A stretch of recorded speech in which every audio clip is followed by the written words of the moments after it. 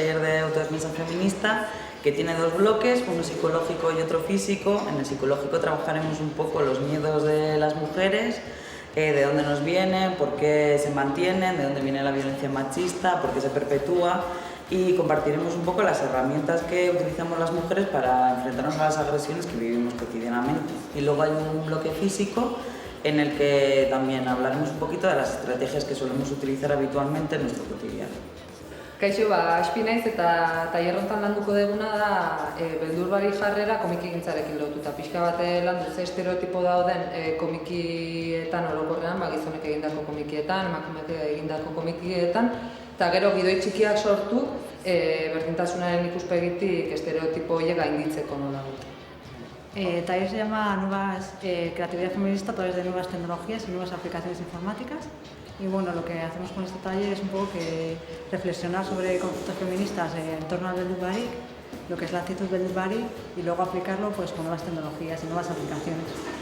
Entonces el desarrollo del taller es hacer una nube de palabras beldurbarik, que serían palabras feministas, y reflexionar por qué han elegido esos conceptos que luego aparecen en la nube de palabras. Y luego un timelapse, que es una técnica fotográfica, o sea, es con fotos, elaborar un vídeo y también pues, que desarrollen una idea feminista en torno a beldurbarik, que es lo que les inspira, y que creen ellas los vídeos. Bueno, gaur gorputza landuko dugu, gorputza, sexu heziketa, sexualitate aske bat eta plazeraren aldarrikapena, eta hortan saiatuko gara. Sexualitate eredua aztertzen, eredu patriarkal heterozentrista koital hau pixka desarmatzen eta ikusten aukera pila bat daudela sexualitatea bizitzeko eta dena baliogarria direla.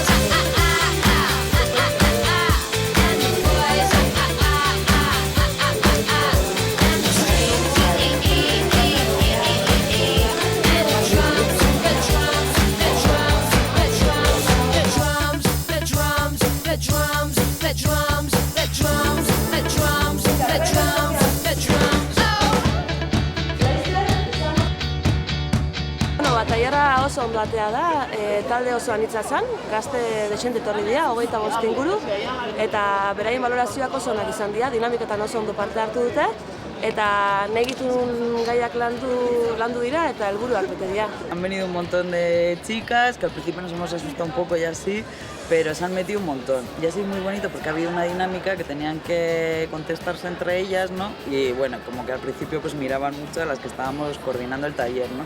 Y ha habido un momento en el que se han olvidado completamente de nosotras, ¿no? Y ya estaban ellas con lo suyo.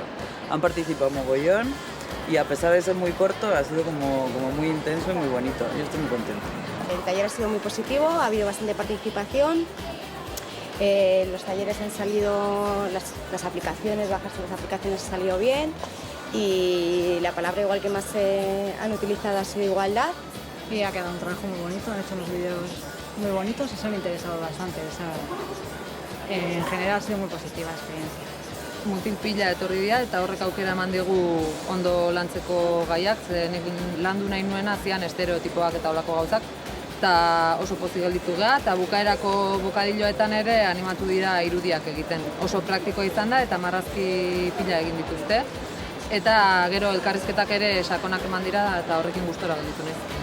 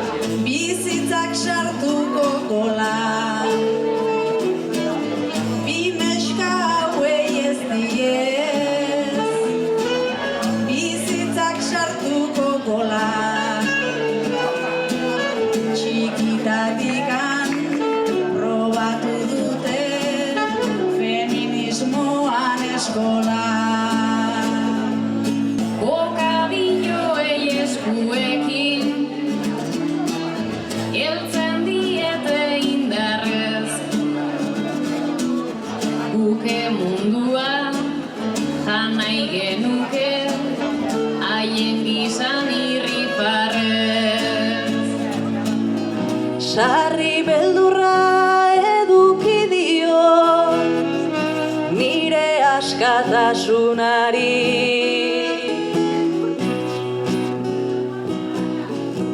Naizta jenteak begiratu adin nire segurtasunari. Nik panikoa diot benetan komuneko baskulari.